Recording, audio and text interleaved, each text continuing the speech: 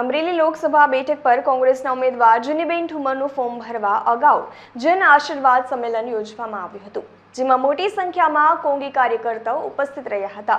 સિદ્ધાર્થ પટેલ, પરેશ ધાનાણી, પ્રતાપ દુધાત, પૂંજા વશ, ડોક્ટર કનુભાઈ કળસરિયા સહિતના નેતાઓએ જેનીબેન ઠુમરને જીતાડવા માટે હાકલ કરી હતી. આ પ્રસંગે જન આશીર્વાદ સંમેલનમાં પરેશ ધાનાણી ખીલી ઉઠ્યા હતા.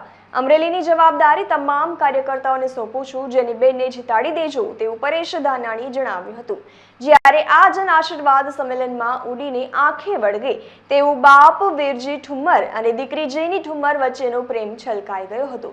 2009માં દીકરીને સાસરે વળાવી હતી અને આજે અમરેલીના ખોડે સોંપવા આવ્યો છું, તેને જીતાડી દેજો તેવું કહીને વીરજી ઠુમ્મરની આંખો ભીની થઈ ગઈ હતી. જન આશીર્વાદ સંમેલન બાદ ટ્રેક્ટર લઈને કોંગી નેતાઓ કલેક્ટર કચેરીએ ફોર્મ ભરવા માટે પહોંચ્યા હતા અને કલેક્ટરને ફોર્મ જેનીબેન ઠુમ્મરે રજૂ કર્યું હતું.